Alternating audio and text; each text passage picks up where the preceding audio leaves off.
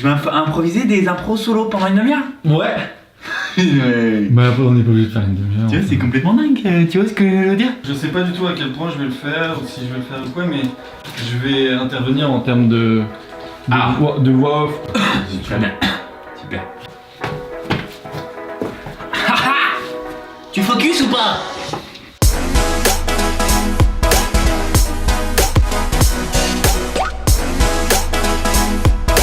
Ok, alors, je vais te donner un départ. Oui. Toi, tu vis plutôt hors zone urbaine. Je vis plutôt hors zone urbaine. Oui, Voilà, on peut dire ça. C'est une info. C'est une info. Que je donne. C'est gratuit. Tu l'assumes ou tu l'assumes pas, mais Oui, c'est une info que je donne. oui, Et je donc- fais du jardin. Donc, tu vas me donner un objet Oui. qui ne fait pas partie de ton quotidien par rapport à la ville. par exemple. Une trottinette. Je peux pas utiliser une trottinette. D'accord. C'est à mon grand désespoir parce que j'aimerais bien faire de la trottinette, mais à la campagne, c'est la merde. Enfin, vraiment. Ma route devant moi est goudronnée, mais le reste, c'est vraiment pitoyable. Les chemins sont dans un état. En trottinette, dans les chemins que j'utilise, c'est de la trottinette cross, quoi. Et donc, alors que j'habiterais en ville, j'aurais une trottinette. Ok. Je serais du genre à avoir une trottinette avec moi. Tu vois, pour me balader, pour même aller juste un petit peu plus loin, j'aurais une trottinette. Voilà. Alors, Ok, je pense que je me croûterais. Je pense que je n'arriverais pas à faire trottinette. Je pense que je pense que je tomberais une ou deux fois avant d'être ridicule. Mais j'aurais une trottinette. Alors. Tu voulais dire quelque chose? Ouais, vas-y. Et donc cette trottinette, tu vas imaginer que être la personne qui va acheter une trottinette. Tu t'imagines quelqu'un qui a envie d'acheter une trottinette, qui a besoin d'une trottinette et qui dit tout ça. Monsieur. Voilà, j'ai déménagé en ville et je viens de m'installer là, juste à côté de chez vous. Et voilà, je veux réaliser un rêve de gamin. Et je sais pas quel modèle choisir.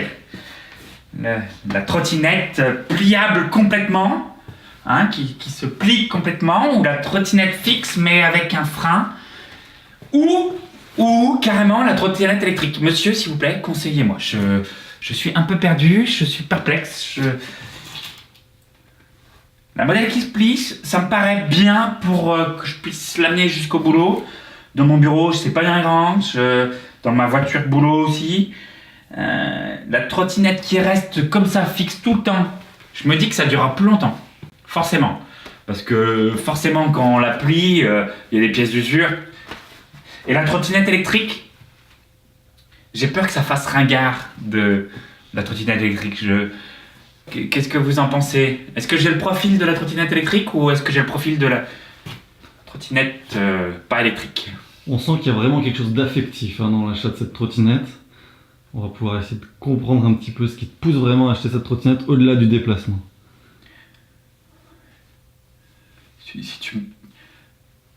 Si j'achète cette trottinette, je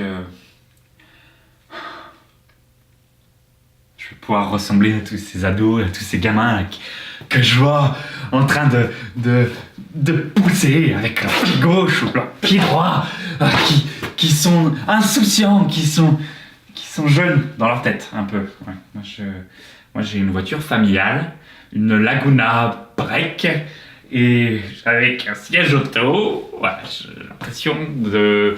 Tu vois la quarantaine? Et ben je le vis déjà alors que j'en suis loin, très loin. Voilà, et je me dis que la trottinette, ça me permettrait d'être un peu plus fun, tu vois, un peu plus tranquille, un peu plus cool, un peu plus jeunes. Tu pourras conclure en choisissant finalement d'aller acheter un autre moyen de transport. Eh ben, merci monsieur, vous m'avez conseillé superbement bien. Je pense que la trottinette, ça va passer de mode. pour être vraiment Jones, je vais m'acheter un skate. Ouais, un skateboard. Ouais. Et même, je vais acheter un longboard. Ouais, j'ai toujours rêvé d'acheter un longboard pour pouvoir descendre les descentes à fond. Je n'ai jamais fait de skate, mais je suis sûr que je serai plus dué.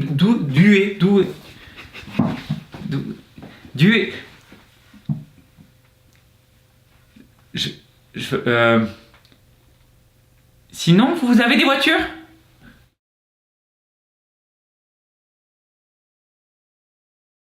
Mais c'est un moyen de l'avenir, hein. Sociologiquement, ça va marquer quelque chose, hein, de trottiner.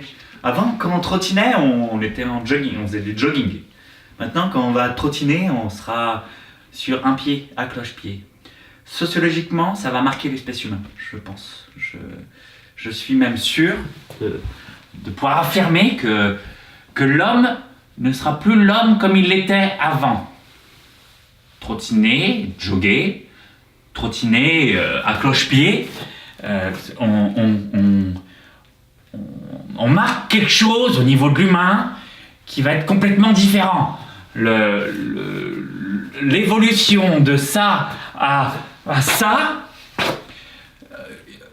imaginez dans quelques années, la jambe droite va se raidir. On sera tous à marcher raidis. Et sociologiquement, c'est important de le remarquer. Et ça, je ne l'avais pas remarqué avant, mais je me rends compte que de plus en plus de gens ont des problèmes de raideur dans les jambes. Est-ce qu'ils font secrètement de la trottinette chez eux? Alors on va imaginer qu'on puisse être raide des jambes, vraiment raide, oui, pour d'autres raisons que la trottinette. Maintenant, oui, on va un peu oublier la trottinette. Oui. Et donc on va imaginer qu'on puisse être dans un monde où tout le monde est extrêmement raide. Et donc tu vas nous faire comprendre un peu pourquoi les gens sont raides, comment ils sont raides, et tout ça. Tu prends le temps que tu veux.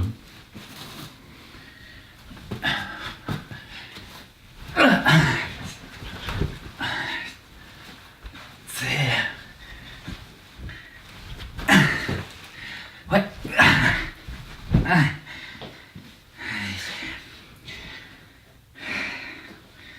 C'est compliqué, hein. C'est compliqué. C'était pratique. De plier les genoux. Mais du coup, on s'allonge bien plus facilement, bien plus vite. Alors qu'avant, on se tournait dans tous les sens dans son lit, on ne savait pas comment faire. Et ben maintenant, on est obligé d'avoir cette position. Bien plus pratique. Le problème, c'était de s'asseoir. La civilisation était devenue assise. Et le mouvement, rester debout, et ben, on a soutenu, on a engagé des gens, on a été très loin. Et pour rester debout, et ben, faut avoir les jambes raides. Et pour rester debout, s'indigner de tout et voir plus loin. Parce que quand on est debout, on voit bien plus loin que quand on est assis. Et du coup, la civilisation restait trop assise. Tout le monde criait, sonnait les sonnettes d'alarme par rapport au climat, par rapport à la politique, par rapport au consumérisme. Et voilà, les gens sont restés debout et on a appris à ne plus s'asseoir sur ces idéaux. Et du coup, de rester debout a rendu les gens bien plus raides. Surtout de cette partie-là. Hein, vraiment, ça donne une raideur, vraiment. Je ne m'assis plus pareil maintenant. Voilà. Au final, t'as des regrets? Non, je n'ai pas de regrets. Parce que la lutte qu'on engage est une lutte sans merci. Et je ne m'assierai plus jamais comme avant. Et de rester debout, les jambes tendues, et même assis, les jambes tendues, c'est pour nous rappeler de déjà de cet engagement qu'on a pour la planète. Merci Hulot, si tu n'avais pas démissionné comme ça, on serait tous restés assis derrière notre bureau. Je tiens à te dire merci et je ne m'assierai plus jamais de la même manière. Je te le garantis. C'est pratique pour d'autres choses, hein. Pour les séances d'abdos, hein. Avant, je feintais. Je feintais tout le temps parce que j'arrivais pas à faire les abdos. Et maintenant, je suis obligé de les tendre, les jambes. Et franchement, si je pouvais les plier, je les plierais encore. C'est pratique par rapport à ça. C'est quoi qui est le plus important entre l'écologie, les mouvements politiques et les abdos? C'est un tout. Je pense que c'est lié. Je veux pas me mettre à dos les écologistes ou les politiciens, hein. Mais je pense que si on considère l'abdo, on considère aussi la planète.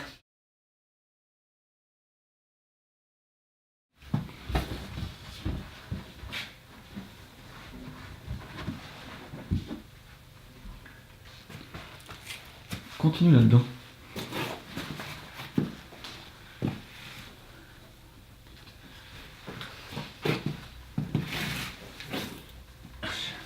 Je suis perfectionniste. Il y a trop souvent de laisser pour compte dans les rideaux. Dans les coussins, c'est pareil. Un coussin comme ça n'est pas beau. Alors qu'un coussin qu'on a mis en place, il est bien plus joli. C'est important de mettre un peu de désordre dans l'ordre. De savoir où les choses se placent et où ils vont. Je suis bien. Je me sens en sécurité. Je me sens comme à la maison. Pièce rangée est une pièce où on se sent bien. C'est une pièce où j'ai envie de me réveiller le matin. C'est une pièce où j'ai envie de t'inviter. Si tu n'acceptes pas mon invitation, je range mes coussins. Je le dis, je suis prêt à le faire. C'est dit. Tu l'as déjà fait? De ranger mes coussins? Ça m'est arrivé. Ouais. Oui, ça m'est arrivé à plusieurs reprises de les ranger parce que je ne trouvais plus personne à inviter.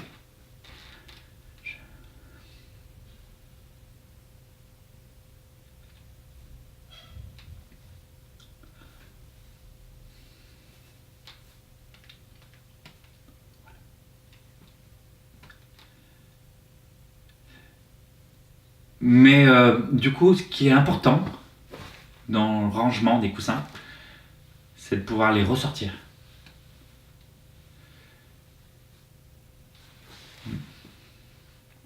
Quand tu as compris ça, eh ben tu vois pas les coussins de la même manière.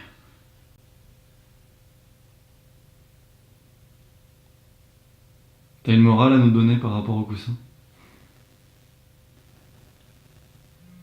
Faites attention. Regardez autour de vous. Prenez le temps. Mais si vous n'observez pas les coussins, eux, vous observent.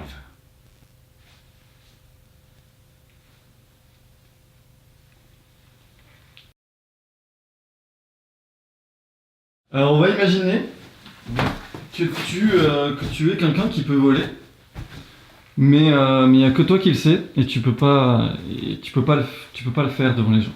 Donc ils peuvent pas te croire. Tu vois, et t'as cette frustration là. Mais en même temps tu peux, donc ça te rend content, quoi.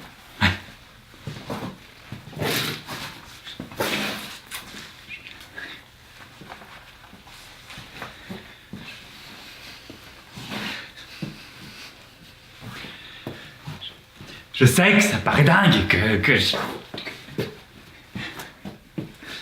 mais je me prends pas de haut. Hein, c'est bien clair. Non, c'est juste que voilà. Ce matin, je me suis réveillé et je suis allé me balader en volant et j'ai vu le soleil au loin se lever, la brume se lever aussi. Une sensation de bien-être, d'homme épanoui. Et ça, je l'ai que quand je suis en l'air, que quand je vole, quand je lève mes pieds par terre et que je prends de la hauteur. Non, tu nous mens. On te croit pas. Ça paraît dingue, ça paraît insensé. Mais oui, comme Superman, je vole. Non, mais on te croit pas. Ce qui est fou, c'est que du coup, le regard des gens m'inhibe complètement. Ce matin, je me suis encore cassé la gueule. Parce que du coup, il y avait...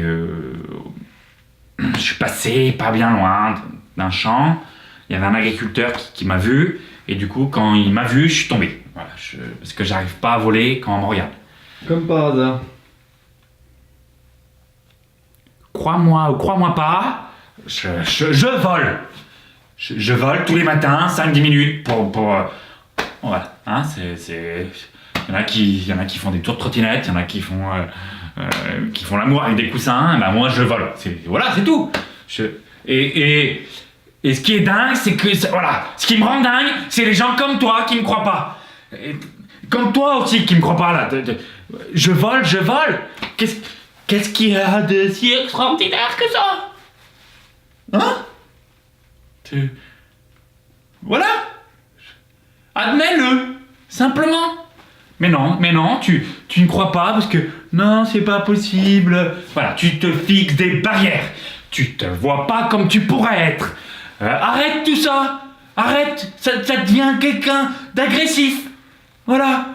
Alors que si t'admets que je vole, eh ben, peut-être que toi, tu te permettrais de voler un peu. Parce que si j'y arrive, tout le monde peut le faire, hein, ça? Voilà. Tu te mets des limites, tu te mets des barrières. Voilà. Arrête de te mettre des barrières, arrête tout ça. Et accepte que j'arrive à voler. Tu vivras mieux. Vraiment. Parce que moi, je le vis super bien. Tu vois, encore ce matin, j'ai pris mon pied en volant. Vraiment. Ça fait longtemps que je prends plus mon pied en faisant autre chose, mais là, en volant, je prends mon pied. Vraiment. Quel est le sens, donc, dans tous ceux que tu connais, quel est le sens que tu apprécies le mieux?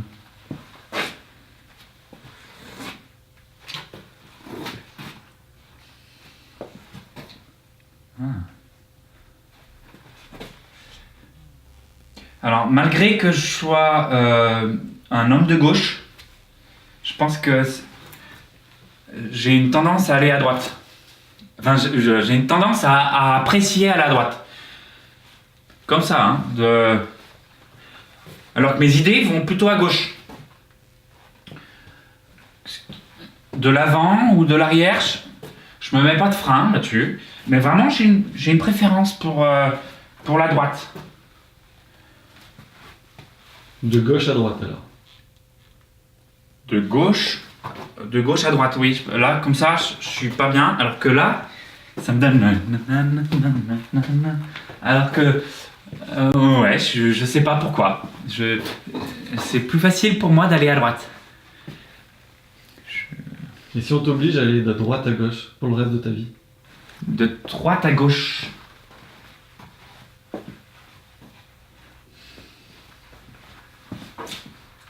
Je pense que je m'y ferais. Parce que de temps en temps, même quand on danse la valse, eh ben, j'ai plus de facilité à aller à droite que de gauche. Mais si on m'enlève la possibilité d'aller à gauche, ça fait une valse bancale. Ça me fait une valse bancale et bon, c'est moins agréable que la valse où on peut aller d'un côté à l'autre. Et ça vient d'où cette envie là? De danser? Non, d'aller à droite. D'aller à droite? Ouais. Mon envie d'aller à droite? Écoute, honnêtement, je pense que ça vient de ma mère, qui me prenait toujours sur le genou droit quand j'avais un problème ou que je me faisais un bobo, quand je tombais, quand je jouais au foot ou quand je faisais du vélo et que je tombais. Voilà, je me mettais toujours du côté droite et quand je repartais, ben, j'étais content et du coup, quand je me levais, hop, c'était à droite, forcément, puisque j'étais sur son genou. Si j'allais à gauche, ça aurait été bizarre, tu vois, j'aurais retourné. Alors que du coup, là, quand je me lève, je pense que c'est... ouais, ça vient de ma mère. Ouais. Voilà, je vais à droite à cause de ma mère. À cause. Ou grâce. Grâce. Ou à cause. À cause.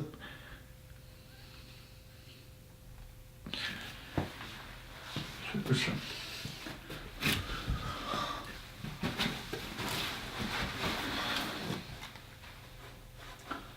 Ouais, tac.